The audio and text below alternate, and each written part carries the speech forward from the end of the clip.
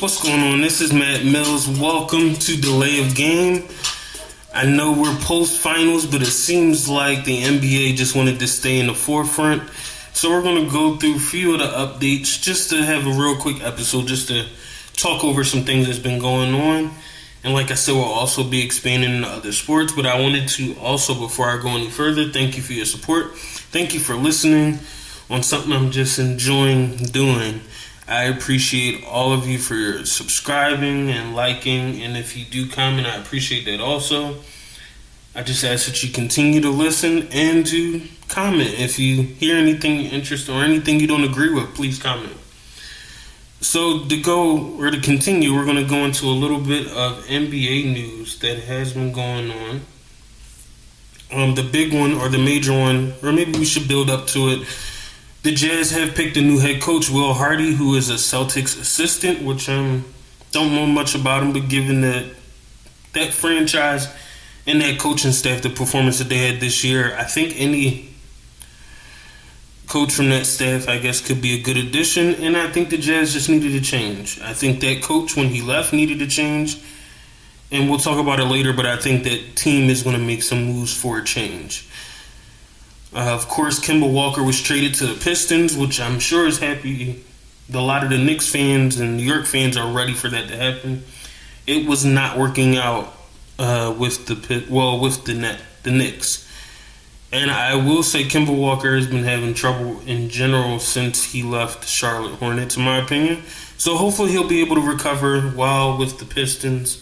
And of course, I think we mentioned last week about Jeremy Grant going to the Blazers, which I personally think is a pretty good trade. I don't know if it'll make the impact needed in reference to what Damian Lillard needs, but I do think he is a good player and will be a solid contributor for their team.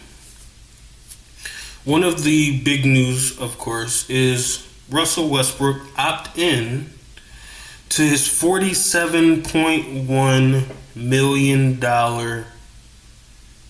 salary for this year. And I wanted to save that for last because let's be honest, are we surprised? The fact that this was news, who wouldn't opt in to a $47.1 million agreement for 1 year? To take it even further, if he opted out right now, there is no team in the NBA that would have paid him that much. Now, it's not a dig. Russell Westbrook is a great player, but we have to be honest. There is no team currently in the NBA that would have paid him that, in my opinion. He would not have.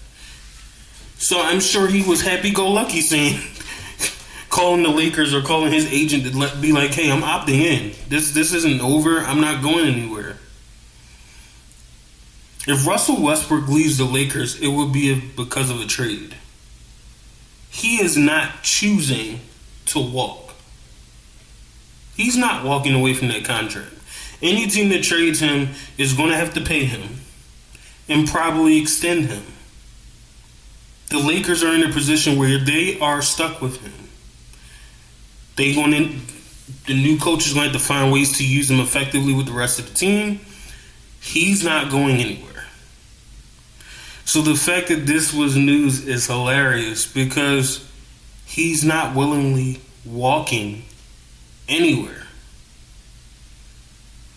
I saw a funny meme that LeBron James was stressed because Russell Westbrook opted in. Now, I'm sure LeBron James likes Russell Westbrook. I'm sure they get along. I'm sure they had a great relationship, which is why he wanted them to come to the Lakers. But when he saw this news, between GM LeBron looking at the cap space that was just taken up and the fact that he might have to play with Russell Westbrook another year, I'm sure was not in his best interest, especially with this news. With John Wall, which is someone or a player we haven't heard about because simply him and the Houston Rockets decided it was best he didn't play this past season. He still was going to get paid, but they basically told him, don't come play because you're not happy here, you don't want to be here. it's probably best you're not with the team. He is now free. He has now came to a buyout agreement, and once he clears waivers, will be signing with the Los Angeles Clippers. The reason this is funny to me is because John Wall has had some struggles in reference to injuries. I will not dispute that. But what I will say, that John Wall, I think, even in his current stage, is a pretty good guard.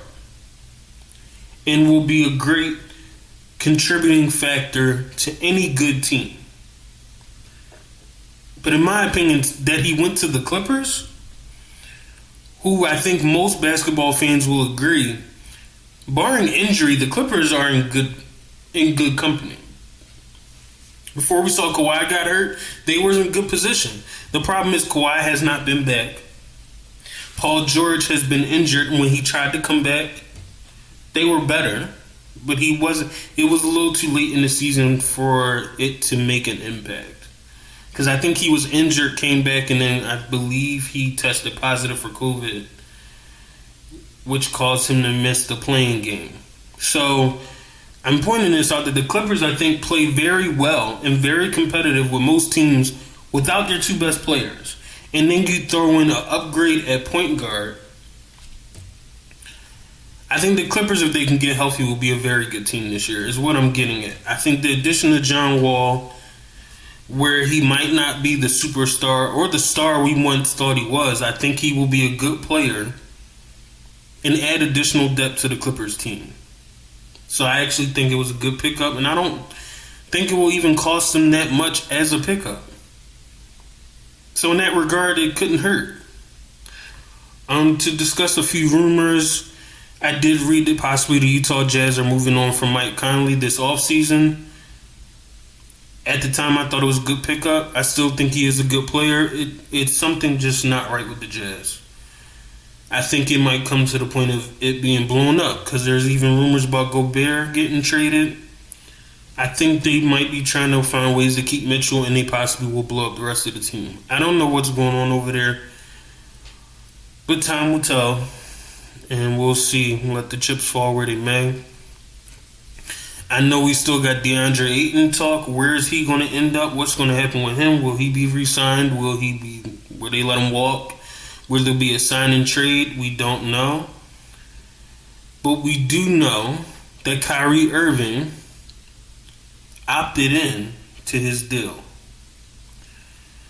$36.9 million he opted in for next season. Now, I do know, and I have been reading that I think there has been some trade talks. But I will say something that I did read that I thought was interesting, that I know they've been discussing short-term deals, which I'm sure is something Kyrie did not want, a short-term max deal that's only 2 years. And here's the key that I think the Nets were smart about, and I will point this out, that this is, without delay, this is the main point of this show, is to discuss this. They provided incentives based on the number of games that Kyrie Irving would play in.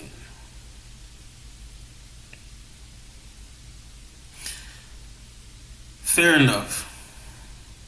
Because the elephant in the room is we don't know what we're dealing with. And this is not a shot at Kyrie Irving, because I personally think you're welcome to make whatever decision you desire. If you desire not to take the vaccine, you should not be penalized for your decision. However, if you're going to take that stand, you should be aware of the consequences of your decision. We also saw Kyrie previously take a leave from the team, which is fair. Things do happen. But if you're not going to work, how can you get mad about not getting paid? I had the same argument about Ben Simmons when he wanted to sue the Sixers. You decided you didn't want to work. Why are you mad that they don't want to pay you for something you're not doing? We're having the same thing with Kyrie. I don't blame them for not wanting to sign Kyrie to a full-term max deal. You do not know what you're getting. You have no clue if you're going to get your money's worth because at any point in time he can choose not to play. Sorry. So I understand how business works on Brooklyn's side, at least from that regard, that it can go either way. The same way I can get that Kyrie wants his max contract. It's very fair. But I would hope at some point in his head, and from what I'm reading, I guess he had no problem with the incentive. But he should understand their position. That we're not going to keep paying you if you're not going to play. Simple as that. I get Kevin Durant trying to defend his friend, take his friend's side, not wanting to be there if Kyrie's not there. This is not a normal instance of a team dismissing a player. Your friend, who many have tagged as the reason you went to Brooklyn, is inconsistent on when he plays. There's been large rumors that that's the reason James Harden wanted out. Because of his whole situation. I don't know if I'm Kevin Durant, I'm taking that stance that if he goes, I go. When I'm sure if he played what he was paid to play as his job, they would have no problem with him. So I just think there should be a different level of accountability in the sense of, hey, these are the stances you were taking as a person. But in any other job, if you don't come to work, you're not getting paid. Sure, there's PTO and there's leave.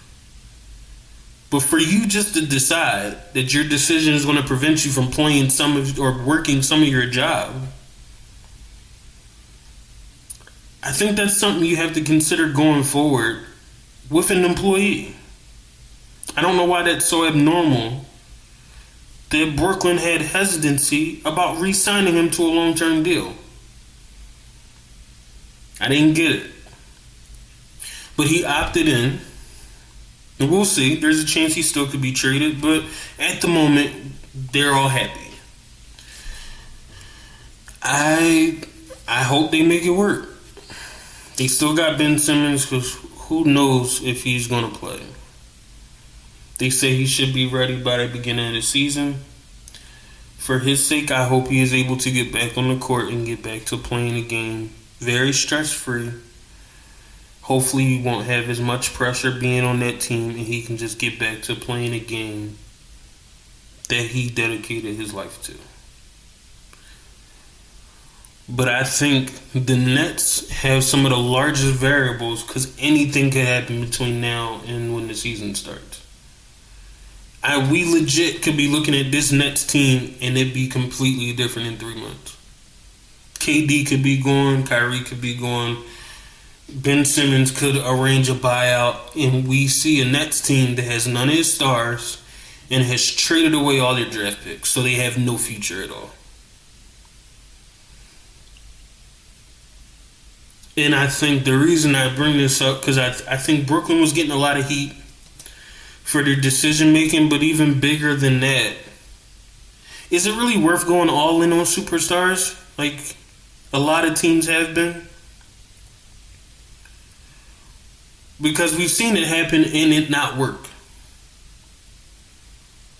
We've seen the Lakers do it with Anthony Davis, and I guess it worked that 1 year. We've seen the Nets do it. We've seen some teams. We've seen the Celtics do it, a couple times.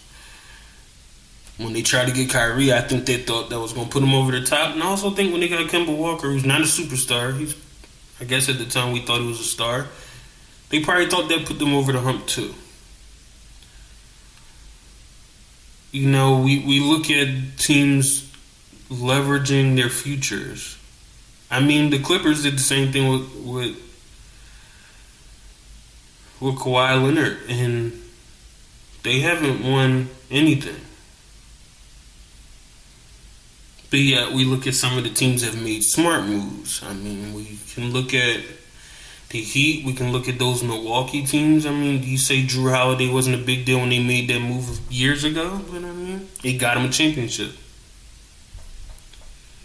Is there a strategic way to acquire good players, borderline stars, to actually create a team versus leveraging your future for a superstar that might not amount to anything? And many people will say, I'd rather have a superstar than build for the future. You sure about that? There are some superstars that are worth it, but are you sure that that risk is always worth taking? Is what I'm posing. So I feel sorry for the Brooklyn Nets because they're in a rough situation. Especially if Kevin Durant's threatening to go. If they lose Kyrie, they lose Kevin. Which means their team is in shambles for years to come. They have no choice but to keep Kyrie.